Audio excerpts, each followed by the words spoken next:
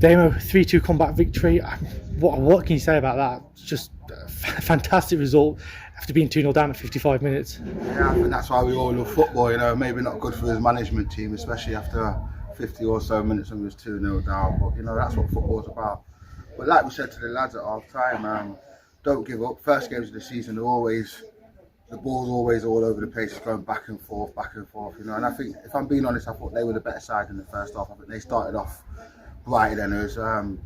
Got the goal and then they sat in a bit, to be honest with you. And then apart from that, I think second half was just another 50-50 game. And once we got one, I always knew we'd get back into the game. But for the lads to show the encouragement to go and get the winner, I thought it was outstanding togetherness, considering the team's only been together 6 weeks. I think if this was last season, I think we definitely would have lost the game. That's no disrespect to the lads or the team we had last season, but I just think today they're showing that fighting character, what me and the gaffer and Andy always demand in our dressing rooms.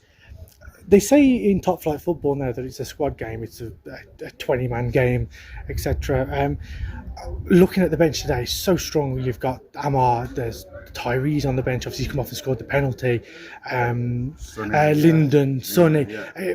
It must be good for you this year to look across and see 5 players next to you that can all change a game. 100%, and there's another 2 what didn't even make the squad today, but was here today. So we said to them at the start of the game, it's not about who starts the game, it's about who finishes the game. And every lads were disappointed to not be in the squad, but as you can see, the whole squad's going to be needed, and it's all about the mentality of the players to make sure we prepare them right for when they do get the opportunity to take it. And that's what I just said to them at the end of the game as well. And we need strength in depth. We're a little club, so we can't have as many players squad-wise as other clubs can in the league, but we have to make do with best what we've got, and we have to make up for it in other areas, and that's more. And I think that showed being 2-0 down, that to show that togetherness what we've got after 6 weeks is fantastic. Imagine what we'll be in 6 months. Yeah, like you say, the togetherness, because I think at 2-0 down, I don't think there were many people in the stadium that were thinking that it was going to end up 3-2 to Barwell. It was a tight game.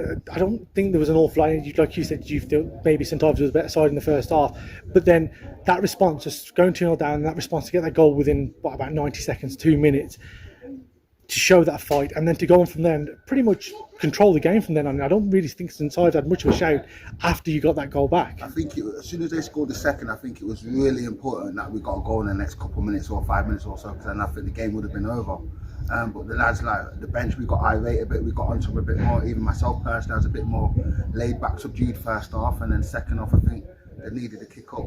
You know what? And they got that, and we got the response what we want. But like I said to them in there, it can't be like that every week. It can't come from the bench. It can't come from the dugout. It's got to come from within. But we'll give it them at the start, first game of the season. Like you said, 2-0 down, 25 minutes ago, 30 minutes ago. No one would have expected Barwell to get anything from that game, never mind 3 points.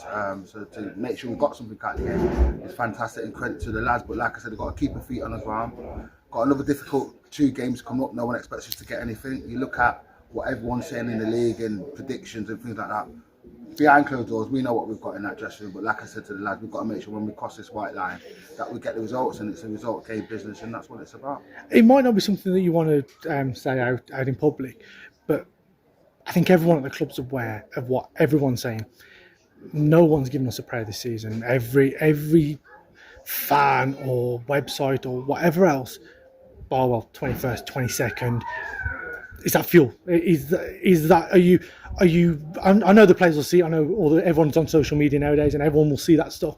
But are you using that as fuel, or are you just ignoring it and keeping it out of the way? It's there, and it's in our faces. But if we're being honest, if you look at last season and how we finished and where we finished, I'm not surprised people have predicted that. So that's football. You have to deal with it, and that's what we will keep in our dressing. We know what our achievements and what we want to do this season. I hope is the most important thing is to make sure Barwell's at this level of football moving forward.